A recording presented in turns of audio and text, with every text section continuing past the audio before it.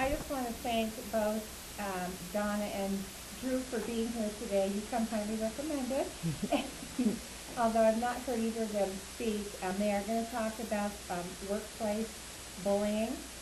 And I'm going to let the two of you just talk a little bit about your credentials. And I know you have an artistry. Right. I'm a. Thanks for coming today. Thank you. We're glad to be here. This seems funny to hold this and not have any amplification. I'm a clinical psychologist and a social psychologist, and have been with Argosy University, and I also do consulting. In terms of my background, one of the things I worked with in the early part of the 2000s, like 1999 through 2003, was bullying in middle schools. And I left there, that was in Ohio, and I moved out west here and started noticing things going on in the workplace, and I kept going, why does this feel familiar? What's going on here? And then I realized, duh, this is like the grown-up version of the bullying that we were looking at sometimes in school. And so since then, one of my areas of interest has become workplace bullying, or as we said, you know, the grown-up version. I'll let Drew introduce himself and then get back to having a chance to have a little bit more discussion on this. Cool. So my name is Drew Brazier, and I guess my background with bullying is ever since I was a kid, I couldn't stand it as a kid when people would be picked on. It was something that got me raged, and as a bigger kid, you'd think maybe I was the bully, but I was the bully of the bully typically. And then so it made me want to start studying it some. However, I'm not a social psychologist. I do a lot of social psychology research. And with Dr. Heretic, I do some of that research. I am a doctoral candidate in clinical psychology. So we're both in that field, and that's just a little bit about my credentials. And I'll turn the time over for you to get started. Well, we're going to have a presentation with a lot of details, but I thought before we get into that, it would be useful just to ask you to think about when you hear the terms bullying or incivility or harassment in the workplace, what were some of the examples or some of the things that came to mind? And you were coming today, you knew that this was going to be a presentation on it, and I'm assuming that you had some thoughts. So what comes to mind when you hear workplace bullying or workplace incivility? What might be some examples of it? Oh, they never experienced it. Oh, how nice. Well, hypothetically. Any kind of harassment. And what is harassment? What does that mean to you? I think it means that one who has more power over the other picking them. Mm-hmm. It's the same as bullying in the neighborhood. Mm-hmm. It's the grown-up version, yes. Any other thoughts on what it looks like? Well, as we go through this, what you're going to see is it looks a lot like the bullying that happens as people get older in high school. You know, once the boys figure out that they better not use physical means anymore because legal action might follow, and the girls usually have, well, I'm all aware of the mean girl stuff. So, you know, there's been a huge change in the last decade about how physical violence is now part of how girls bully. But traditionally, girls have used social relational types of bullying. And we're going to be talking about that. So in a way, that's the more sophisticated type of bullying, and it's the type you tend to find more among adults in the workplace. Any other thoughts on bullying before we start looking at some of the details? Well, then I'm going to turn it over to Drew. I'm going to stand up. That's just, I get too fidgety in my chair, talk too much with my hands. Come from an Italian background. Have any other Italian background people in here? No? Okay. I get a little active, a little animated about this. So let's go ahead and start with this right here. What's identified by the law, okay? We're going to use some national laws. Is this picking it up, by the way? I want to make sure. Oh, okay. Well, hopefully it does then. Okay, so you want to go ahead and click the first one. I'm going to go ahead and talk about sexual harassment first.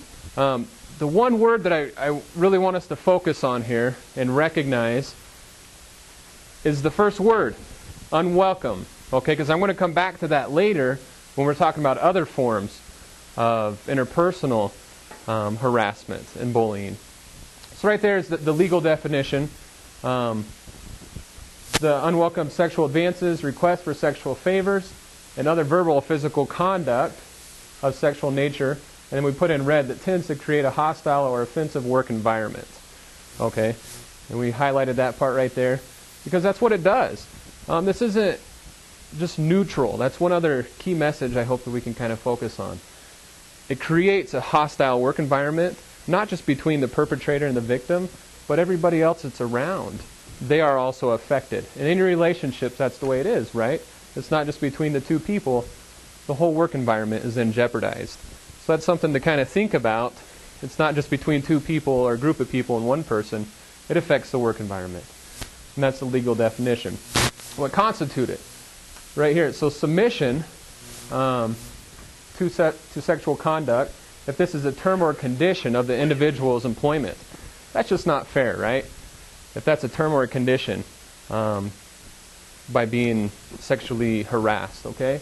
The next one, submission or rejection. So if you're submitted to it or if you reject being sexually harassed, okay, then that bases the employment decisions that supervisors make or that may affect your advancement as well within your employment status. And then the last one kind of goes right along with it. Such conduct has a purpose or effect of unreasonably interfering with the individual's work performance. Okay, then if it starts to make a person work more ineffectively, that's whenever this also becomes a problem, what constitutes sexual harassment, the actual definition. Or if it's creating an intimidating, hostile, or offensive working environment. Remember, it's not just between the perpetrator and the victim. It's not neutral. It affects the whole environment. So that's just kind of the overview of that part right there. You want to go into... Sorry, we have to switch this. So as you can see, the first part talked about unwelcomed behaviors that affect your career possibilities, your job possibilities, and can create a detriment in your performance and a very hostile environment. So that's one type. Then the other legally defined form of harassment is discrimination. And this covers a lot of the behaviors that also would be considered incivility or bullying, but only those people who belong to the protected classes are protected by this law. So, as you can see, if you belong to a group that can be defined by race, color, religion, sex, national origin, disability, genetic information, or age, of course we all have sex, but it's when the focus of the harassment is about that, then you are protected. You're protected against harassment. You're protected against retaliation. You're protected against employment decisions or hiring decisions being made on the basis of those characteristics. The problem is that if you aren't a member of one of these classes, or if the behavior isn't targeted at you because you're a member of that class, then you're not protected under this law. So discrimination does cover a lot of the behaviors that still are part and parcel of workplace bullying, workplace harassment, workplace incivility. The behaviors can look a lot alike, but there would not be the focal point of it being around your race or your belonging to one of these designated groups. The other thing that's important to remember in how the discrimination law is written is that it doesn't matter whether you intended to discriminate against that person, it's if you behave that way. Prejudice is an attitude. Discrimination is a behavior. So someone can be behaving in a way that violates this law without intending to. And I think you're going to find later that that's true of bullying and harassment and civility as well. People sometimes behave these ways without knowing the impact they're having on their coworkers. I'll go ahead and go for a while here. So I'm going to have to switch to the microphone. So other forms that are not yet defined. Okay, this is what we find in the research. This is cutting edge research going on all across the world, okay, that we're going to talk about right now. So forms of interpersonal aggression. Okay, we'll go ahead and start. There'll be a few different ones. Start kind of at the less intense level, I guess you might say, and then move our way up. Workplace incivility. So it's defined right there, low intensity deviant behavior. Okay, this is more the rude, discourteous acts that we see going on. Okay, and also violating work norms. That's the main sense right there. Whenever somebody's just being kind of rude, or if you have a normal group and that somebody's just suddenly violating that, and it's affecting the group environment. People are starting to get annoyed by it, a little ticked off. And that's where the workplace incivility starts. And this can be exacerbated, okay, if you'll click the... Can you Okay. just stop for a minute though and talk about the research you're doing with students, like using the Yeah. cell phone Oh, yeah, exactly. I mean, for example, so I'm doing a national study in all 50 states right now with me and one of my research partners, and we're doing it at the college level of how this is going on between professors and students. And students and professors are even identifying this as using cell phones in classes, okay? I don't know, I mean, y'all, I guess your clients here don't have cell phones, I would imagine, right? We're at a residential facility. However, in schools, we know kids are using them all the time, okay? And then whenever we have them as adults in the college realm, they're using cell phones all the time, and that then carries over to the workplace, where you're sitting in a meeting like this and people are text messaging. That right there is a fine example. And that's what we're finding. That's what's making professors mad, and then eventually other colleagues and employees that you'll be working with as well. And so that's kind of an example right there of a norm that's being broken. You just don't do that. Okay, going on right here, emotional abuse at work. This is kind of intensifying it a little bit. Repeated hostile verbal and nonverbal interactions. Okay. And the main thing right here is that this negatively affects the victim or the target, whoever's being bullied or emotionally abused. They start to feel that lower self-worth, their confidence goes down, and then they start to perform worse. Their performance level goes down in the workplace. And that's kind of what we start to see that the bully starts to ride on, and then leads into the next level of it, which is workplace bullying that we're going to talk about for a little bit. As it says, it's escalated incivility. Okay, is everybody following this, how we're going through the steps? Okay, if you have questions, raise your hand at any time and ask so we can clarify. This is deliberate. This is when the person's really trying to get onto the victim, okay, onto the target of this. As it says, there's a wide range of possibility of behaviors. We're going to go into that in the next slide so you can kind of understand what we mean by this and not just talking about it. And as long as this is still hurting the target, this is interesting. This is what the research is showing. As long as it's still hurting or affecting the target, then the person's going to keep on performing the behavior or doing whatever it is to affect that person. Okay, and that then is workplace bullying. So going on right here, I'm not going to read through the whole list, just highlight a couple things. You can see it and see it in your handout. Part I want to focus on right now are the parts with little asterisks. Attempt to isolate socially and professionally, and interference with work success. Okay? What that means is, we'll talk about the second one first. When somebody's trying to get another person fired, they're actively trying to do that. Okay, that right there is a fine example of workplace bullying. I may not even know, maybe I do know that somebody's doing that to me, but either way, that's going to affect the person, and whenever they find out, their self-worth is going to go down, and they're going to start to perform less effectively in their job. And the second one, trying to isolate. How many of us have seen that, and doesn't have to be here, just in your careers, have seen somebody being isolated in a work situation? I'm getting a lot of nods.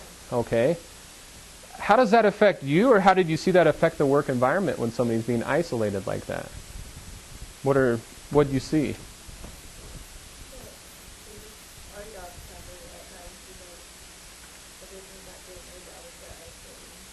Okay. Wow. So you're saying it makes your job performance suffer, right? Is that what I'm getting? Okay, so it comes back to that whole idea this isn't neutral. It starts to affect the whole work environment, not just the target as well. Okay, good. How else did you see that effect whenever somebody's being isolated in a work environment? I saw a lot of nods, so we've all seen it. Just reflect for a second of the consequences that you saw. In this work environment, if you were to let somebody do everything on their own, it could create an unsafe situation. Yeah, explain that If you were, for a second. If you just thought, well, I'm not going to help them, I don't like them, Mm-hmm. then it could create a really unsafe situation for everybody. Okay, and if that's great. And also, if we're especially in this environment, okay, if we isolate another staff member, then they're not going to be able to talk with their colleagues here and the other staff here to get feedback and to be watched over. They can end up making a wrong decision or something like that, and lead to even more trouble. But also, the kids see this. That's what's so unique about this, because we're talking about in between y'all, in between the staff here, the employees, everybody, the therapist, anybody that works here. A kid sees any of this behavior going on, they're going to do exactly like what you are doing. It's modeled behavior, right? They're going to pick up on how you are interacting, and they do that. I've worked at a residential treatment facility for a long time with both boys and girls, and I saw that. How staff would interact, they would start to interact. So if I'm mocking another staff, okay, or if I'm humiliating, making fun of another staff, the kids are going to start to do that. The girls are going to start to do that. That's a key message right there, that how it's going to start to affect them. So these are the main things. Do we have any questions about these main behaviors that define workplace bullying? And they have to be a pattern. It's not like it Yeah. happens just once. Instead, it becomes a pattern. Yeah. Because, yeah, go ahead. This may be something you already said, but you made a distinction between those that are legal and the needs. Mm-hmm. And it seems to me, I mean, I'm very much in favor of non-bullying. But as I look at these, and as personally practiced law for 20 years before I came here, it could smack a little bit of political correctness. Mhm. That's what I'm saying. Okay. Well, it's, Obviously, none of these things should be acceptable, mhm. but the beauty is in the eye of the beholder. Yeah, and we're going to kind of get into that too. That's a really good comment, because we're going to go into that a little bit later. Really good comment. Yeah. Okay, so the 10 most common forms of workplace. Talking about someone behind his or her back. And like Dr. Heretic said, this is a pattern. Okay, I mean, let's be honest, we're humans. We've all said something behind somebody's back, okay? But when it's a pattern, when it's that person that keeps going around, okay, we have to identify that. That's when it becomes a problem. Interrupting others while they are speaking or working, that just belittles somebody if that keeps, I mean, you're in a meeting and one person is kind of controlling it. That's definitely a good form of bullying right there. Flaunting status or authority, acting in a condescending manner, abusing authority. Okay, that's dangerous right there. And as you all already know, that working with the clientele that you work with. But imagine going from a supervisor then to an employee or something like that as well. Belittling someone's opinions, that's just shutting them down. The next one, failing to return phone calls or respond to memos. In our day and age, that happens a lot, right? Let's be honest with emailing. Do y'all do a lot of emailing here in this company? And that's hard. It's not to say that if you miss some emails, you're a bully. I'm not saying that by any means. It's whenever you're intentionally doing that to get at somebody. If they need your help, they have a question, and you're always just like, no, shutting them down, that's when it becomes the problem. Giving others a silent treatment kind of feeds into that. Of course, yelling insults, hopefully we don't see any of that going on. Verbal forms of sexual harassment, we already touched on that. Staring, dirty looks, or other negative eye contact, and intentionally damning with faint praise. Okay, go on to the next one.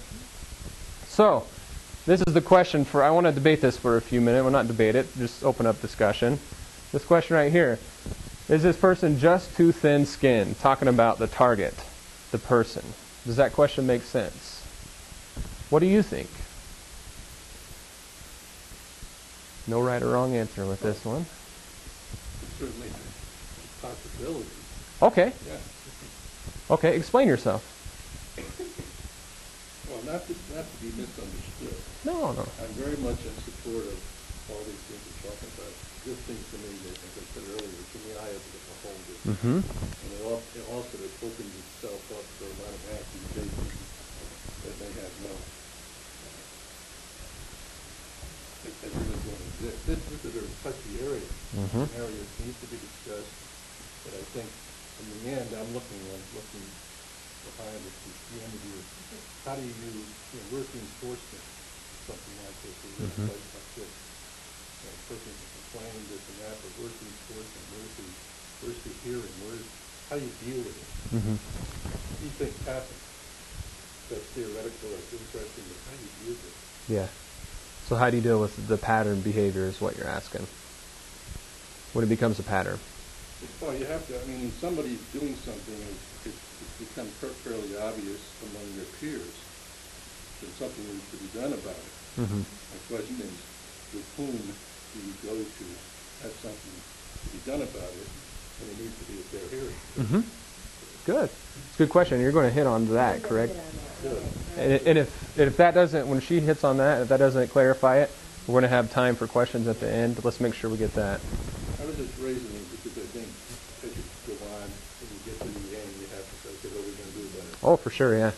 Yeah, definitely. Say something about that. Oh, absolutely. Especially in our field, we kind of have a different sense of humor.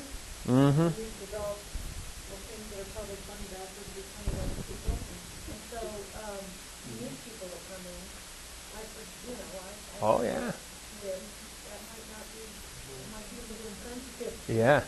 Laugh or something that, we have our family Absolutely. and I have to remember that sometimes the new students, like, this may not sound funny to them. Yeah. No, I'm at a forensic setting right now, my rotation, and I'm working with all DOC clients, these adult clients coming out. So your sense of humor gets kind of morbid. And when I go home, I really have to watch what I say to my kids or my wife. I completely understand because then some of the stuff I learned from them, and it's in a jokingly manner, could really offend my wife if I'm not careful. But if it became a pattern, you know what I'm saying? We're not perfect as human beings by any means, and so that's what we're focusing more on. But you're absolutely right. You do got to be careful as new people come on and are exposed to a lot of that. Yeah. Earlier, the idea of intention, when you had more thought about that as a concept, like intention or non-intended exposure, I almost think though that intention plays into whether or not someone is going to sense things or not. Wow, that's a good comment. If things were going over and over and over again, then it doesn't matter if we're 6 when the back still going. But if my intention wasn't to cause harm, then maybe ignorant, then maybe they're not necessarily being too concerned that I'm being ignorant on some level, and then if someone makes me aware, then I can be, goes back to me. That's a really good comment. So you're saying it depends on the amount of insight too, maybe that the person has.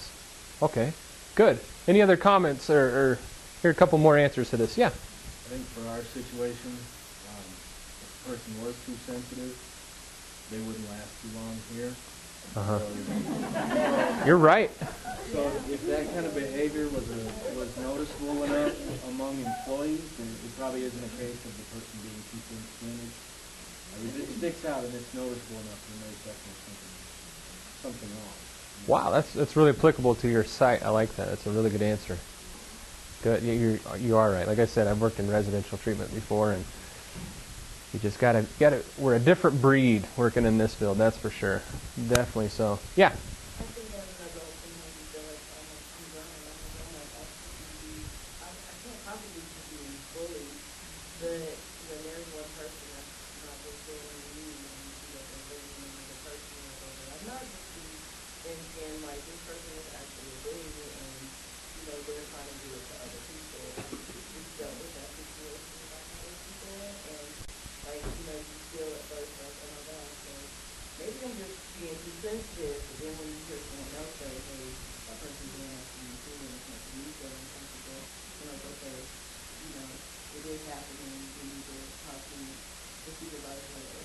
Perfect. And discuss it with them before, you actually have a conversation with them. Okay. Sometimes you don't want to say, hey, I don't want you to receive me. And maybe you do try to start that and hey, talk to that person and they don't feel that they're being a bully. They just feel like, oh, you're doing a job. And, Yeah. it's not. Good. I think we're picking up what we're getting at. That's a really good comment as well. Yeah. I think it's important to realize it can be done by more than one person. Oh, absolutely. Yeah.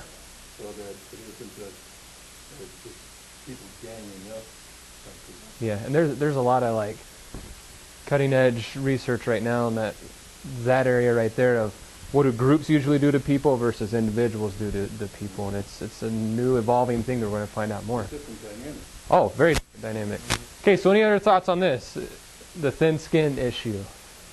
I would just mention that this was the question that was asked before the anti-discrimination law was passed and before sexual harassment law was passed. It was, the counter-argument was these people are just too thin. Yeah, good. I've been here about 11 and a half years now, and most of the folks that work with the children here, the youngsters, the girls, and they put on an excellent program, and we got one going on right now, just from here on the outside looking in, because I'm a administrator. Mm-hmm. It's really interesting to see the efforts that are being put forth by primary therapists and counselors here. However, I know for a fact, or I'm pretty sure of it anyway, that these children, when it comes to their time, that they're not told what TV programs they can watch and what news programs they watch. And so contrary to maybe some people's beliefs, these youngsters are not having too much of a problem thinking for themselves. They just need the guidance. Now, what they're looking at TV is definitely appearing right now as bullying. And so, here we are, or primary care counselors, they're doing their best as far as anti-bullying. Mm-hmm. And going through all of the situations and structures that we're going through. But it just gives them much more of a tougher job, because they're looking at some of the leaders here in Washington, D.C. that are acting like a-holes right now. Absolutely. Absolutely. Amen. Yeah. And we'll put it on Don't know board. much.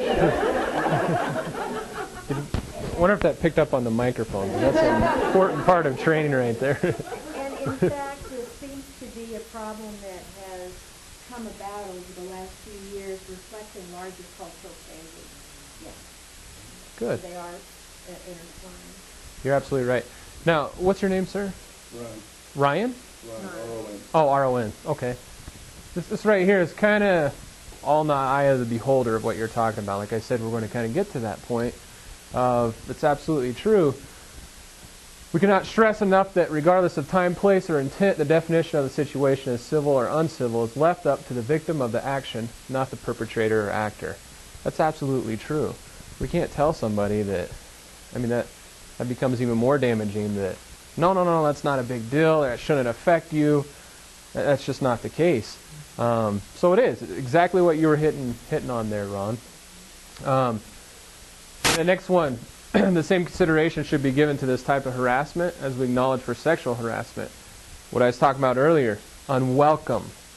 Okay, that's the thing. When we see this pattern, it is unwelcome. It's a different thing of kind of kidding around with a friend. I have a workout partner that we go work out every morning together, and we're always kidding around with each other. We're careful about getting to that level of sarcasm or, really hurting each other's feelings. We don't do that. But it's welcomed because we're both kidding around with each other. That's just kind of what we do, and have fun with each other. Now, if it's unwelcome, where it was just one-sided and I'm just dishing it out and, dishing, no, that's not appropriate. That's when it becomes unwelcome. And that is also used in the definition of the legal terms that we just discussed of discrimination and sexual harassment. So it's that same pattern. Does that make sense, what we're talking about, the unwelcome piece? Okay. So who does get bullied in the workplace? This is so interesting to me because it's so different than school, than whenever we were little kids and we had that typical big mean bully on the playground. This is different, and it's interesting. It says often it's the hardest working most popular and most conscientious workers. That person is just ambitious and trying to do well. Oftentimes it's them that's getting bullied. Whether we realize it or not, that's what it's showing typically. Like I said, unlike childhood bullies who pick on the weak or the people that it's easy to pick on, they go for the more popular, the people with the skills and that are trying to really go forward and do their best. Okay? Often the victim is not, hold on, let me rephrase this into better words that I can go into. The victim here, okay, sorry, I'm having a blank right here on number 2. The victim is Go ahead. somebody who tends not to be confrontative and tends to expect the best of other people, and they're often caught like deer in the headlights, like, what the heck's going on here? Maybe I misinterpreted. So oftentimes that's kind of the parallel to the weakness, if you will, in the kid who gets bullied. It's that at this level, it's the person who is less reactive, they won't fight back as readily. They kind of hope that things will fix themselves. They think that they expect that people will come around and do better. So while they're in that kind of let's wait and see mode, the bullying behavior is actually being reinforced because they're getting away with it and it's becoming more of a pattern. Does that make sense? Mm-hmm. So the person who might get right back and say, don't you do that to me again. If I hear you doing that again, that may be a better way to stop a bully pattern than the person who is more reasonable. Go figure, right? Good. I'm sorry I drew a blank there. I was thinking about the next one already. And that's absolutely right. And also us as people can help out in those situations too, and that's how we can stand up and help another person, not by just saying, well, yeah, that's not fair, that's not nice. It's okay to stand up and take care of it in that way. And then the next one, this is what I was thinking about. This is interesting as well. It happened in an organization where it's a lot of high stress and lower support. Okay? And that's a lot of times where the victims will come out of too, where a lot of the bullying is going on, where there's not that positive environment, not the support, and not that camaraderie between the employees and within that organization. Okay. So, am I going on from here? Is this where you want me to stay going on this? Yeah, go ahead. Okay, good. So we'll jump into the possible consequences. I like this part. Kind of glad I get to talk about this. So the consequences for the target. Keep it in mind. I want you to think for a second. Keep it in mind that this isn't, the consequences are always neutral. Okay? So yeah, we can talk about these consequences that are, I mean, it's pretty obvious right there. Disruption of professional status, okay? Affects them professionally. Okay? It can really affect their job status as well. And also, acute or prolonged stress. It can affect people's health. They start to get that stress up, that affects your health as well. Anxiety, depression. And also, if it becomes traumatic, where it's very intense bullying, there can be traumatic symptoms leading to a diagnosis of PTSD. Okay. Oh yeah, even suicide. There's definitely cases of that that are documented. So going back to that thinking, how else does that affect the target, the victim who's being bullied? What do y'all think? Beyond what that says. Yeah.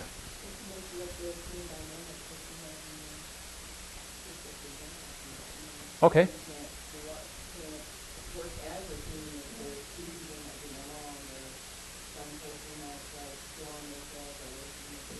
Uh-huh. Good, good. So yeah, and I mean that's what it'll talk about on the next one is for the organization. You're absolutely right. One thing I kind of want us to maybe think about too is, yeah, it's going to affect that person, okay? But all of us in here, we all have other, if it's family or friends, people that we're supported by, and it starts to affect them, okay? we've all had a rough day at work, right? And I know that at an RTC you've had a rough day at work. Okay, I'm not naive to that. And you go home, how does that affect everybody at home? It's hard to leave it all at work. It really is. Now imagine if not just only, this teenager's picking on me, but now my employee's kind of messing with me and starting to bully me. How's that going to affect the people at my house? Okay, I maybe start to be short with my wife. I may start to be short with my own children. It affects a lot of people. Again, it's not neutral of who all it affects. So for the organization, it does. If these are the people who are being bullied are the ones that are ambitious and really trying to do great work, you start to lose good, competent people. Okay, and that becomes a problem. Poor morale, decreased productivity, and you run the risk of starting to reinforce these behaviors if they're not stopped within an organization. That's the importance of it. It'll continue to go on and on. I think for our facility too, that it's not just how it affects the kids, but then it affects the kids as well. Because if you've got issues within a team, then the kids are going to pick up on that, and they're going to do all this splitting and triangulation and Easiest way for the splitting.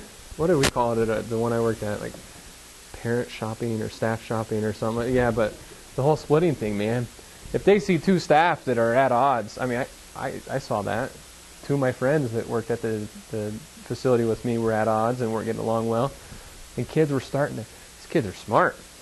We know that. They start to pick up on that and they just exacerbate the whole situation. That's where it can become really dangerous at a facility like this.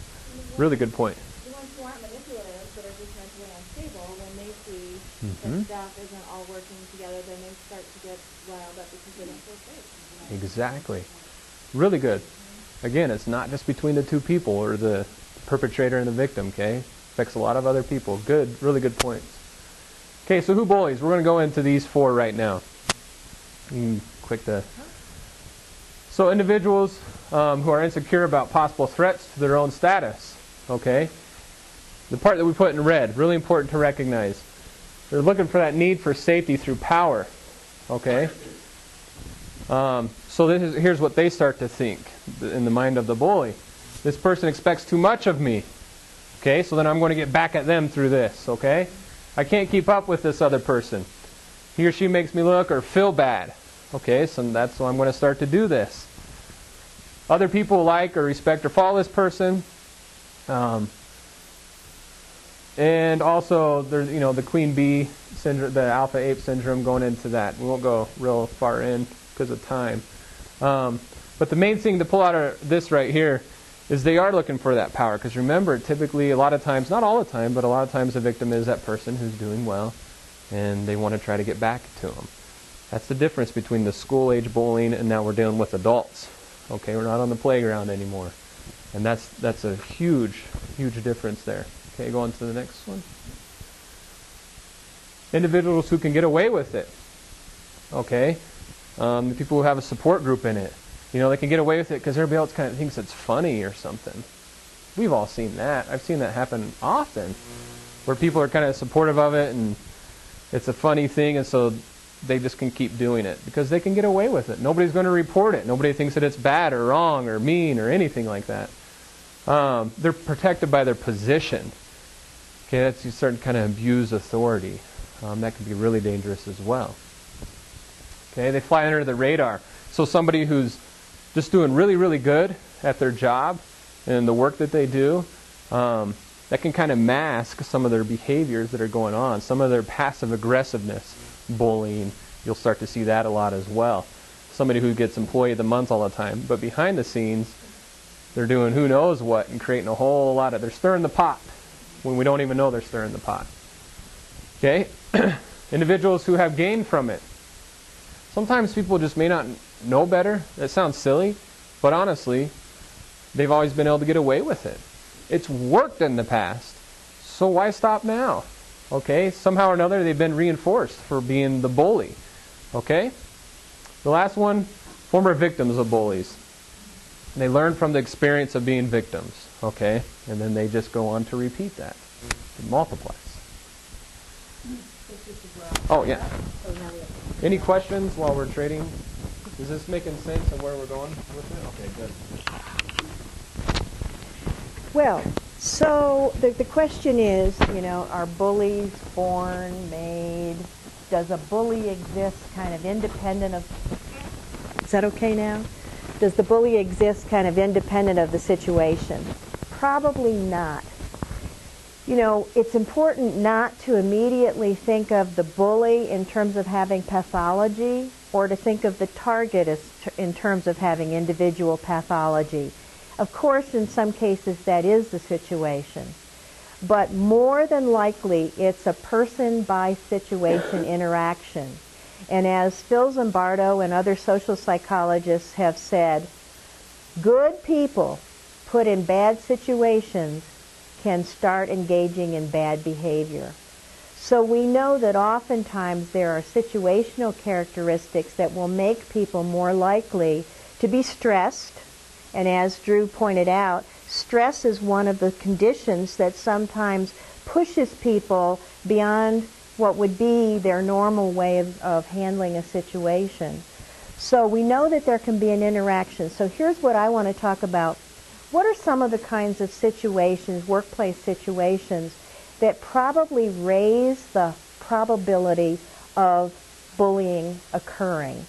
Well, conditions where there's a lot of competition. The stronger person wins. So therefore, if you're going to have competition, you tend to have somebody trying to outdo the other. And as you will recall, one of the bases of bullying is about power, and it's about the fear of losing power. So if you're in a workplace situation where the stronger person wins, then this just becomes a tactic to win.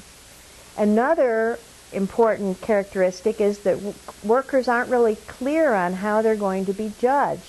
And so they engage in these behaviors without having a sense of what boundaries are, but they're still trying to meet whatever the expectations are that they're not clear about. Does that make sense? That's why as much as we may dislike them, performance reviews are important. Because if you have a formal performance review, it means that somebody has taken the time to write the lists that are of the things that are important enough for you to be evaluated on.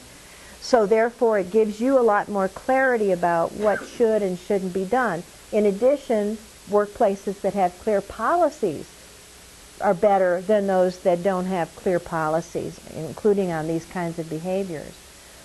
It may be a workplace situation where communication patterns could isolate people, could keep people, or let me put it another way. It's a place where you may not be getting the information you need. When people have information gaps, what do? When they have information gaps, they may tend to Punt, yes. Oh, They make it up, right? What becomes rampant in a situation where you don't have clear information and good communication? Make your own. Gossip, rumors, right? Okay. Rapid change that's not well managed in an organizational setting. Again, that usually means that there's lack of clarity about what's coming next. Things seem a bit chaotic. Stress levels are raised. Heavy workloads and short deadlines. Oh boy, for people in our business, that's just part of the everyday world. But that, of course, adds stress, and that increases the probability. There's something, perceived injustices of who gets what and how much for what. This is a huge factor in workplace stress and worker dissatisfaction. It's called distributive justice, perceptions of distributive justice.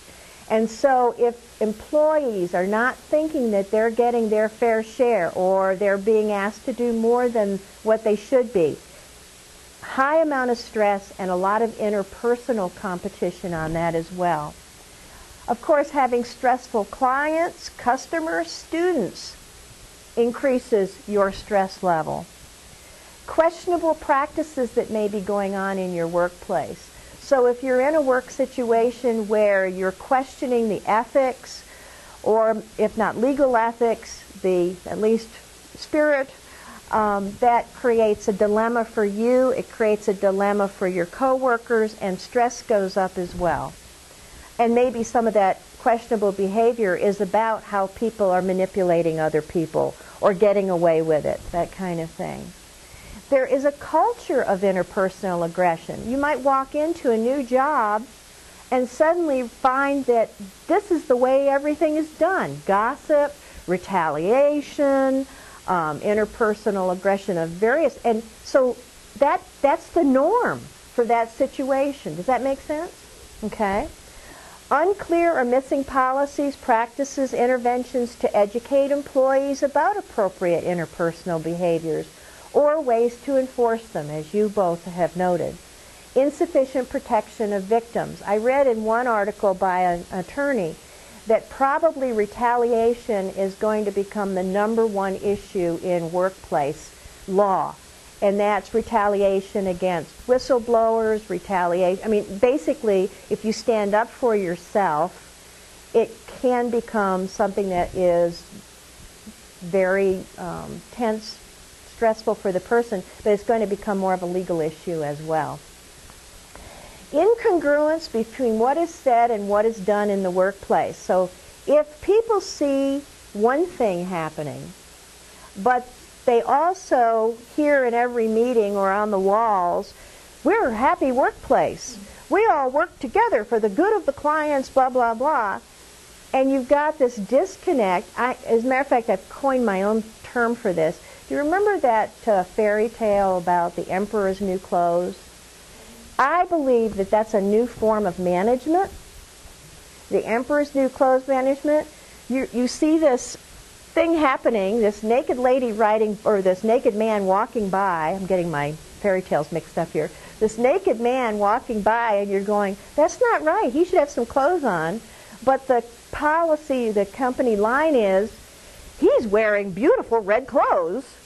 It creates such. So if you just look at everything on this list, it basically amounts to workplace culture that adds to confusion, stress, and especially where there may be more gain for having an advantage over another person, no matter how you get it, than not.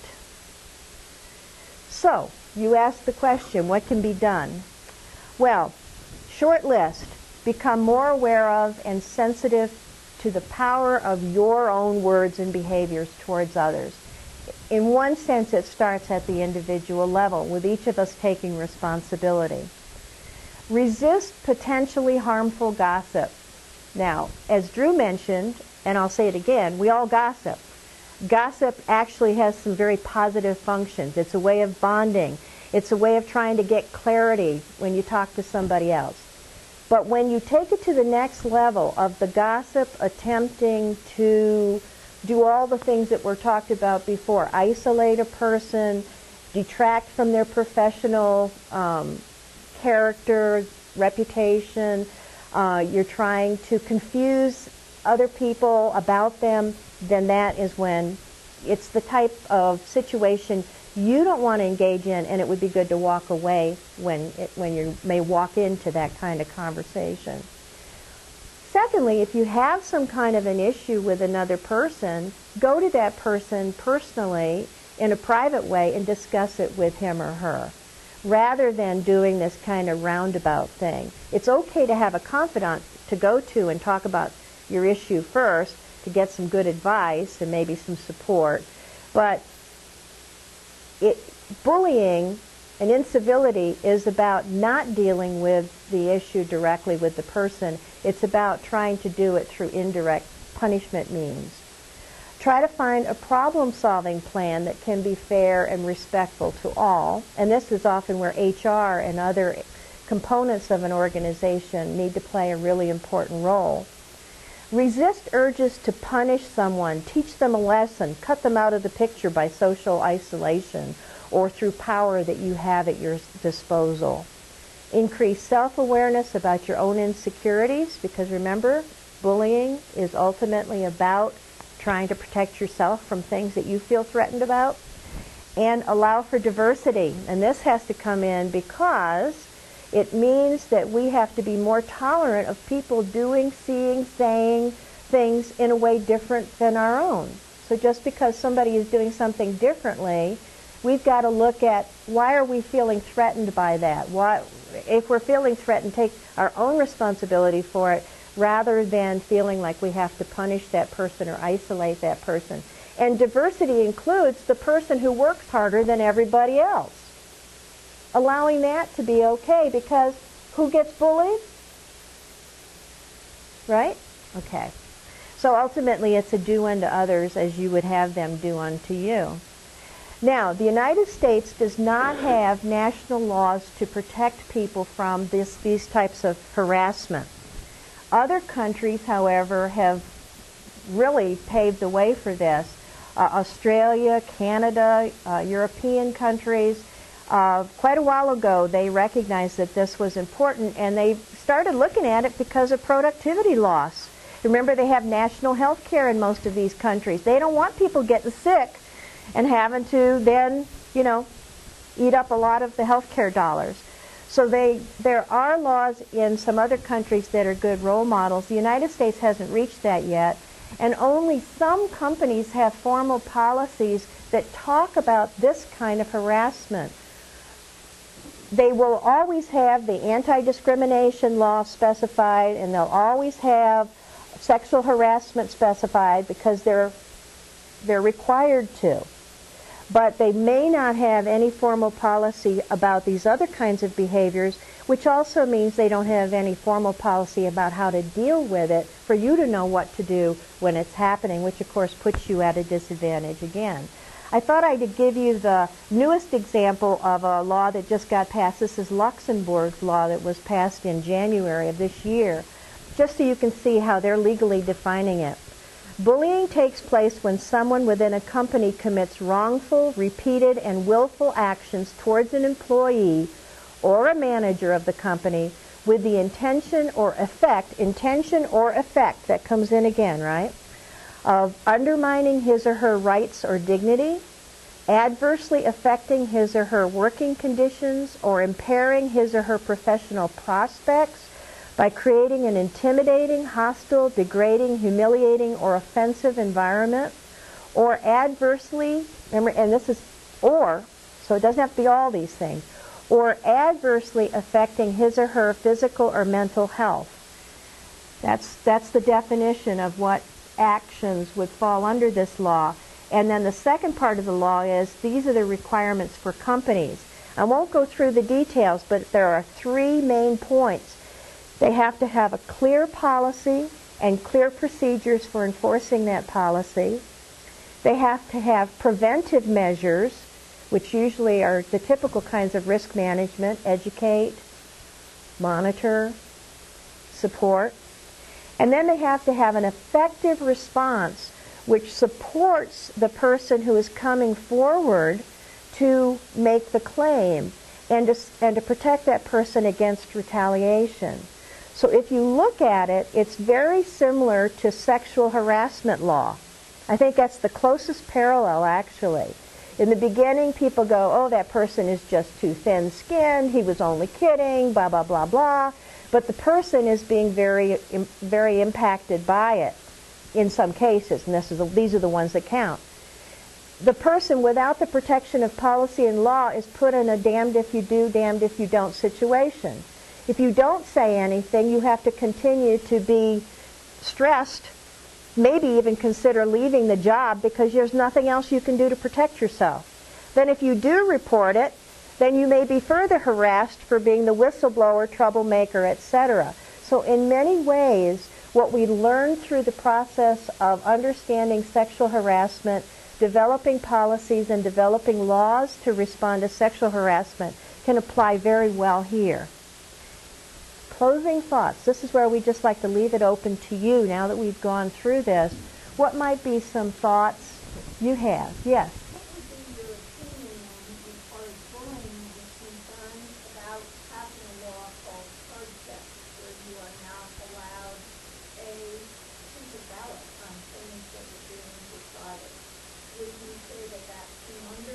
I don't think so. I think these kinds of laws are particular about interpersonal relations. There are other kinds of law, workplace law, that would protect people in those other ways. This is specific to interpersonal behavior. Yeah. Which interpersonal behavior, though, that ends up affecting the person professionally and or emotionally and or physically.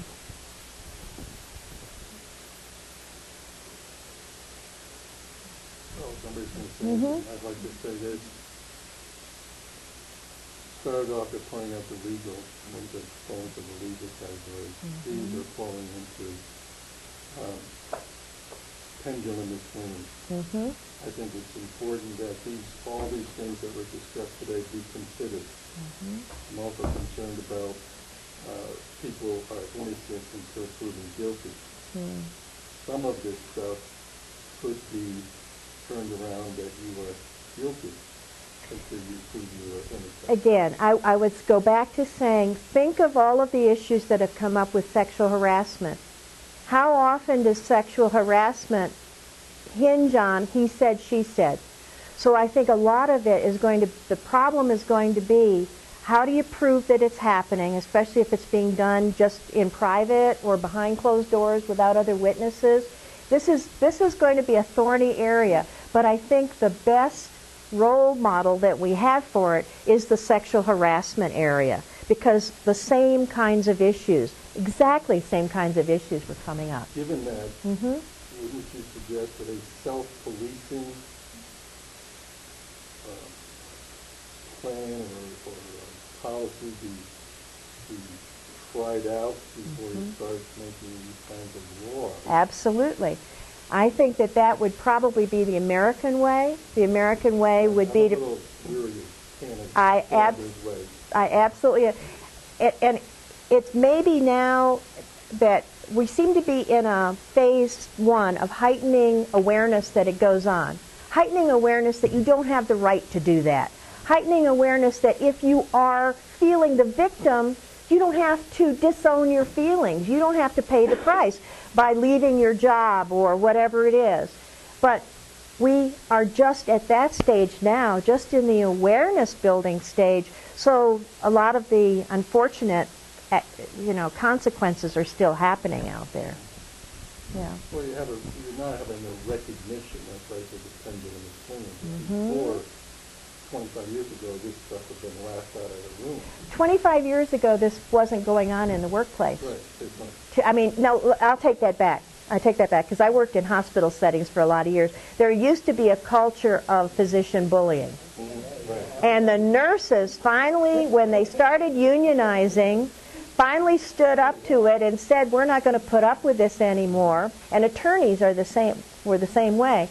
And finally, when hospitals and law firms were realizing they were going to have suits, they were taking these bullies to task and sending them to sensitivity training and things like that, and saying, if you don't get your act together, you're out of here. I was in the system when all this was happening and saw it. So I know it can happen once there's an awareness and somebody stands up and says, we're going to change the culture. And it works. And we need some wisdom in changing, not only changing the culture may continue, but in dealing with the situation. That's right.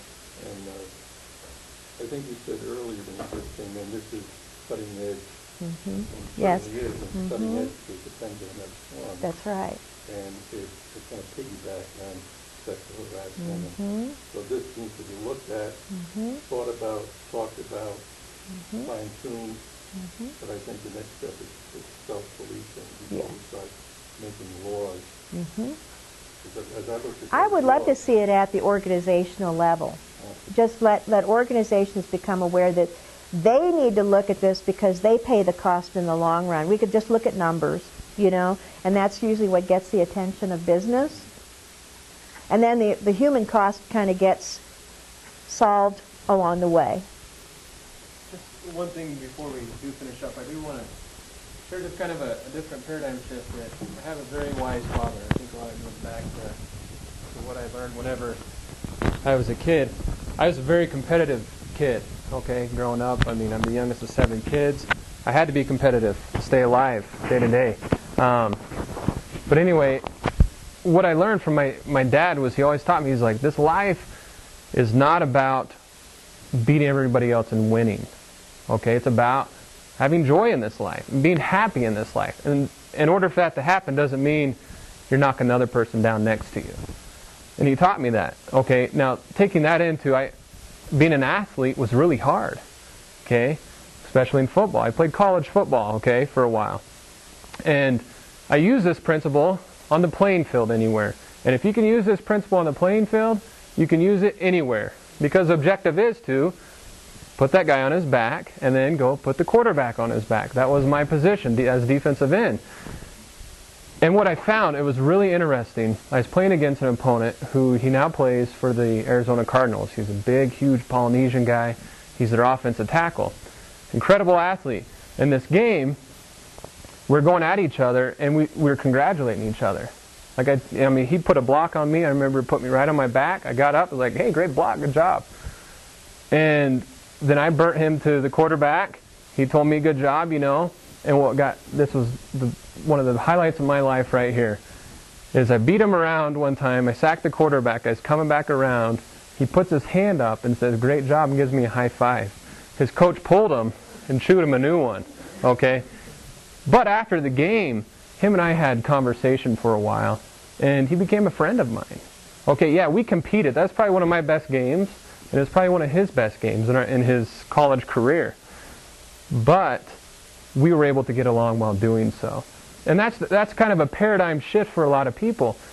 And in my career, okay, I'm finishing up graduate school, it gets really competitive. And I always tell my colleagues, listen, just because you do better than me on a test doesn't mean anything, really. If anything, help me understand. Or if I do better, I need to help you understand. Because just because you have a job doesn't mean I can't have a job. That's not the way it is. And that's kind of what this is going into. It's a whole different paradigm shift that we have to undergo. And I'm grateful that I got it as a little kid. My dad ingrained that in me. But that's kind of a take-home message from my perspective as well, as what we can do today, is take that on. Teach the people we're with here. Teach the clients that we have here. And that'll be what helps start and plant a seed into making this a little bit better. Well, the last thing you had on the screen was for us, not to others, and you have them to them to you. It's easy to say, right? Well, it's not easy to say, but of course I want people to treat me the way I want to be treated. So that's the easy part. The part is they need to be treated as I want to be treated. And I know with your bullying training and your work, training empathy is really important. And if they can't truly feel it, at least act like they understand it, you know, in that situation. And so it's still the same with us, you know, it's that same kind of empathy. How would I feel if somebody was doing this to me, you know? Yeah. I guess they're running over again. Yeah.